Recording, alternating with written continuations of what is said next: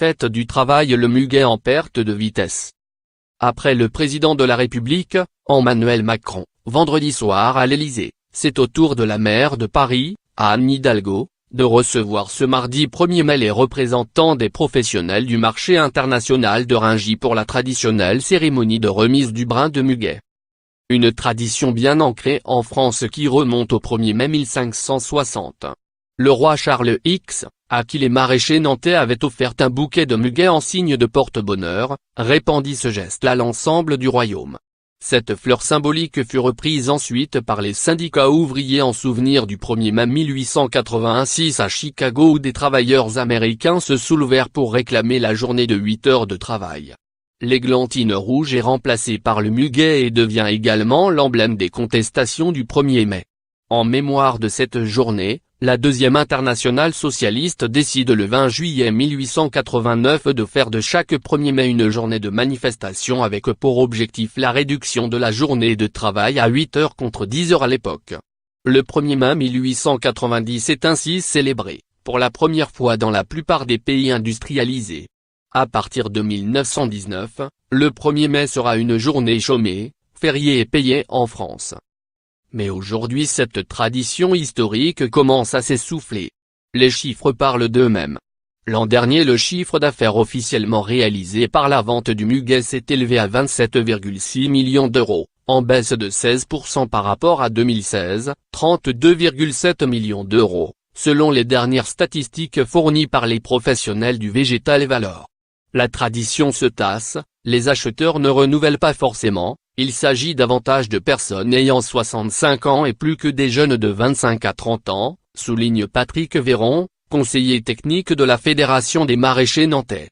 La profession réfléchit à rajeunir l'image de cette fleur porte-bonheur pour que la tradition se perpétue. Toutefois, ces chiffres de vente sont en vérité bien plus élevés car ils ne comprennent pas les achats effectués sur la voie publique auprès des particuliers et des associations.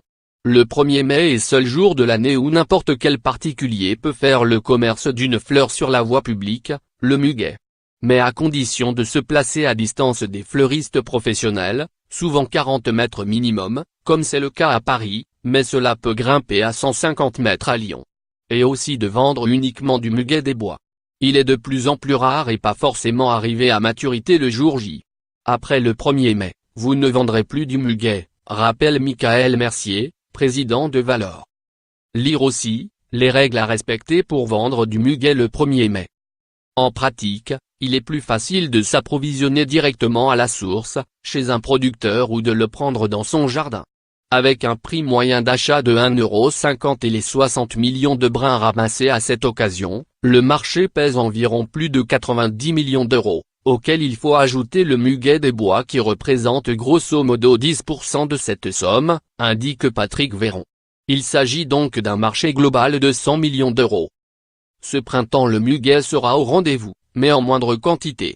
Nous avons vécu une saison contrastée avec une météo compliquée, reconnaît Jean-François, premier producteur de muguet en France. Il fournit à lui seul entre le quart et le tiers des 45 millions de brins de muguet de la région nantaise. Cette dernière représente à elle seule près des 3/4 de la production française, le reste provient de la Gironde. Le printemps tardif a ralenti la végétation et les températures estivales approchant les 30 degrés. C'est la 3e semaine d'avril ont accéléré la pousse du muguet avec une floraison trop précoce. On a vu les clochettes blanches s'ouvrir sans pouvoir tout ramasser d'un coup. Nous n'avons pu fournir la demande, ajoute le leader tricolore. Résultat, les prix sont en augmentation de 5 à 10% chez le maraîcher cette année. Je ne sais pas si cette hausse sera répercutée jusqu'au consommateur final, indique Jean-François Vinet. En revanche, je constate que nous sommes de moins en moins de producteurs. Chaque année, 2 à 3 ferment les portes. C'est une activité très éphémère qu'il faut bien maîtriser car il n'y a pas une saison identique à l'autre et la fleur doit être à point le 1er mai. La plupart du temps on fait cela en complément du maraîchage. Et mieux vaut être bien organisé. Pour cueillir les 60 millions de brins de muguet, il faut de la main-d'œuvre, 4000 saisonniers, qui viennent épauler les 2000 salariés travaillant chez les maraîchers. La cueillette démarre 15 jours avant la date fatidique. Les retraités sont de plus en plus nombreux à venir participer à cette tâche, mais ils restent minoritaires, environ 10% des saisonniers. Le gros des bataillons est constitué d'étudiants ou des travailleurs occasionnels, dont beaucoup de main-d'œuvre étrangère.